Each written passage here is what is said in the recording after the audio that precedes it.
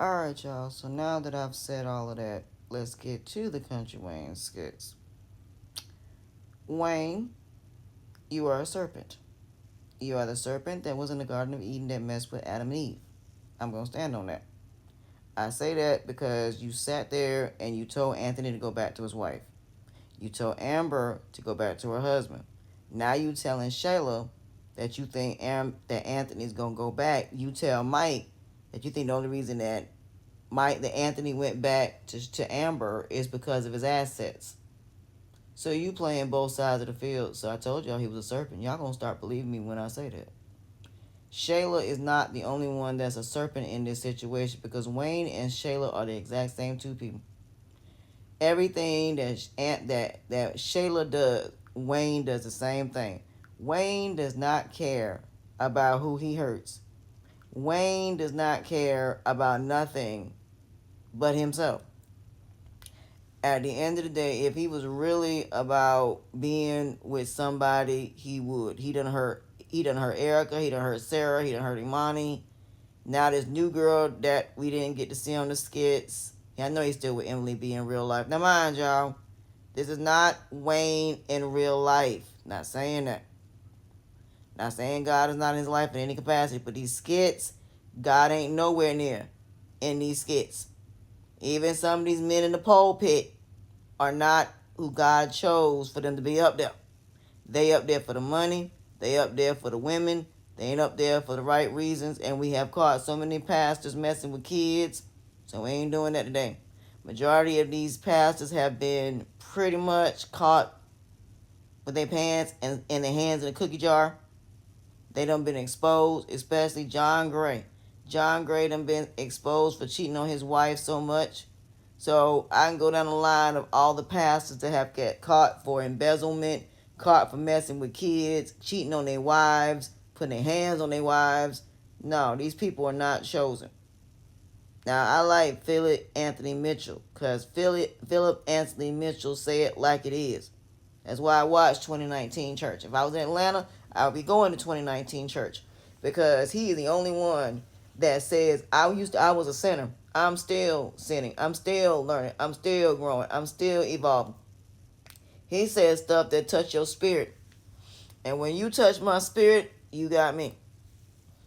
And like I said, that's how I feel when it comes to these Country Wayne skits. If something touched my spirit, then yeah, it's a good thing.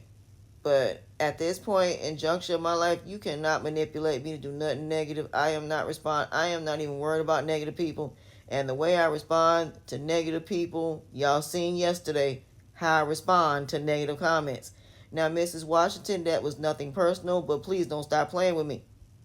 At the end of the day, I am not coming at nobody in a disrespectful way. But the one thing I am going to do is educate you. What I am going to do is pull receipts. The one thing I am going to do is make an ASS out you by educating you.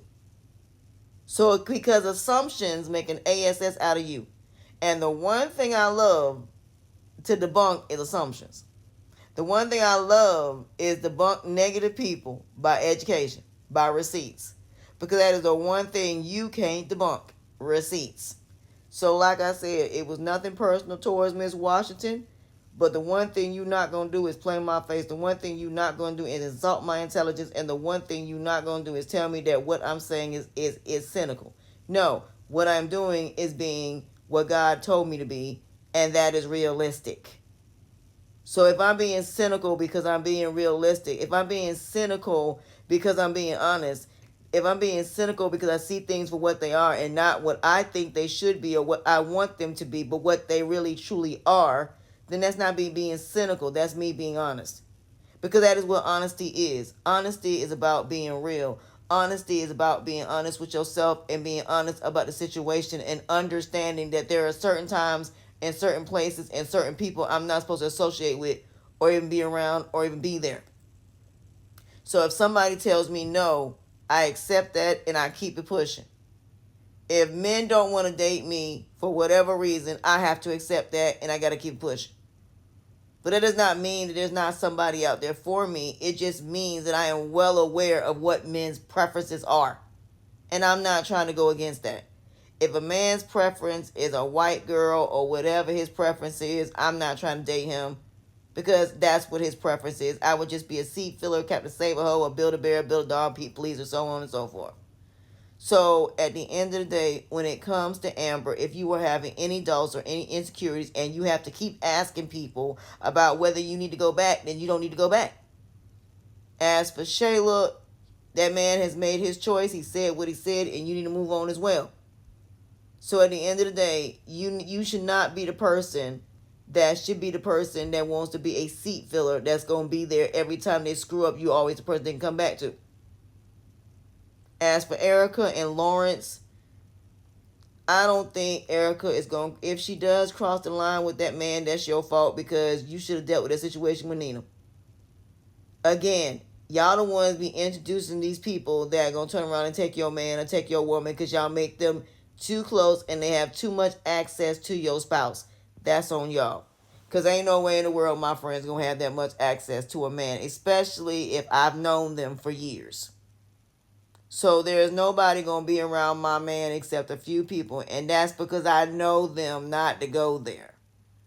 So if that man tries to pursue them, trust and believe they're going to come back and they're going to tell me that that man did it. But they also going to come with receipts. See, that's the one thing about all of my friends. If somebody does something disrespectful, we going to come with receipts. It ain't just I'm coming to you. It's saying, yo man tried to holler at me.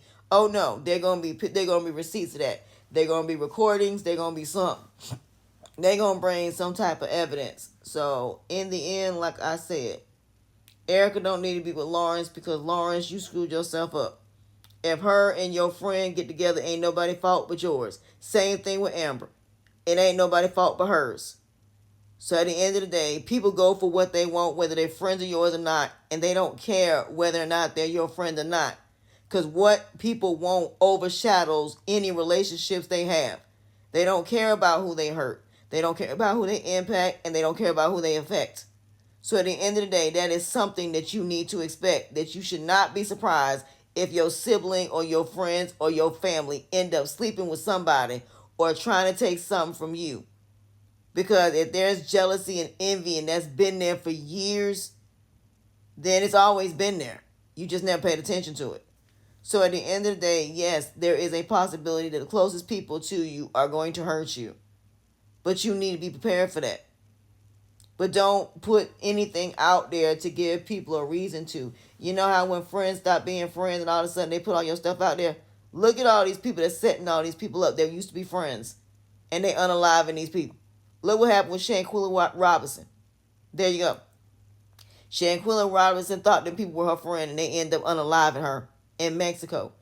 And they now finally got the girl that did what they did. And she finally going to jail. So like I said, you got to be very careful. Because even your closest people can be your worst enemy. Keep your friends close and your enemies closer. But it's actually the opposite. You keep your enemies close and your friends closer. So, like I said, you need to make, and there's a saying about that, why it's in that order. Because at least with your enemy, you know what their intention is.